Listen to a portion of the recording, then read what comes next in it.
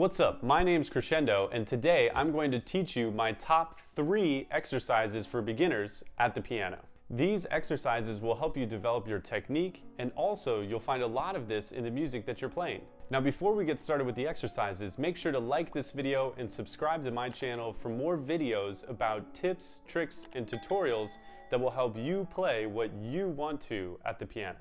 The first exercise I recommend to beginners is the 5-finger scale. Now to start with the 5-finger scale, I'll be playing in C position. So I'll have my right hand thumb on C and my left hand pinky on C. And after that, I will align one finger on each key after that. Next, I will start to play the notes going up and down in the scale, one hand at a time.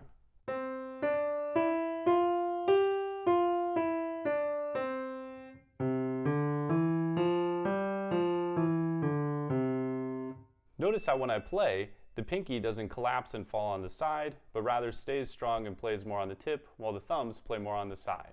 Once you're comfortable playing with one hand at a time, you can add in the first variation, and that's to play both hands at the same time going up and down. Now you can use the same notes, you could also use the same fingerings, and I'll demonstrate both. So with the same notes,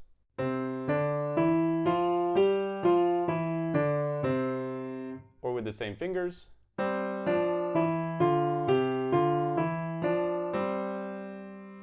another variation of the 5-finger scales would be to start at a lower position on the piano and to play the same 5-finger scale going up the piano and down while crossing your hands. Now you'll want to make sure to keep a steady tempo as you practice this exercise, and it will look something like this.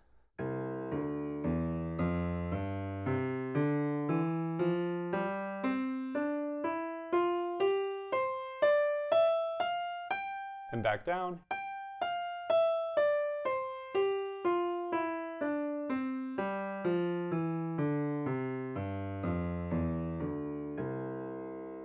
The crossing hands exercise is a good way to practice removing your hands from different positions.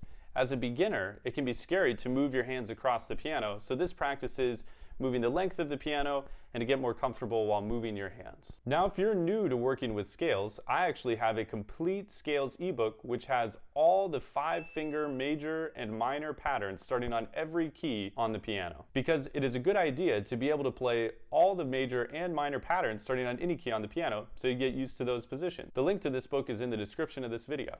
The second exercise is all about arpeggios. Now arpeggios are chords that are played one note at a time. Rather than playing all the notes together, we will just play them one note at a time. So for starters, you can realign your hands in the 5-finger position that we used for the first exercise with scales and play the notes going up and down, but skipping with each hand.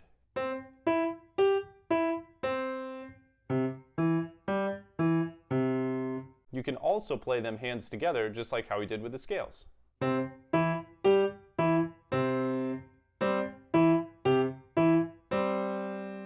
Similar to our scales, we can also practice what I call a cross-hand arpeggio, which is doing the same thing but with skips. Again, to get used to playing all over the keyboard and removing our hands from the set position.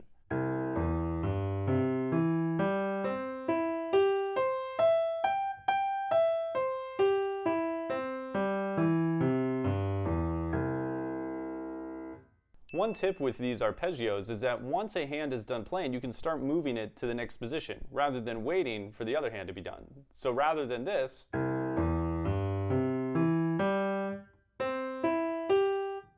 think that as soon as it is done, you can move it to the next position. I'm moving.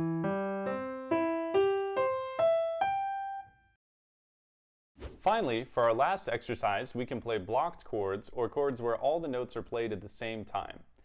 Now, playing all 3 notes together might be difficult at first. But a quick exercise to help with that is to play the 1st and 5th finger, or the outer fingers, at the same time, and then add in the 3rd finger.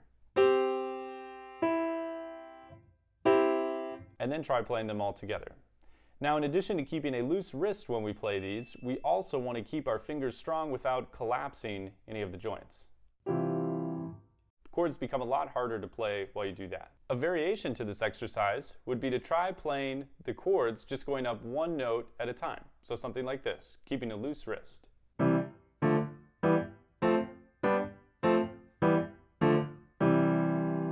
you could also try hands together.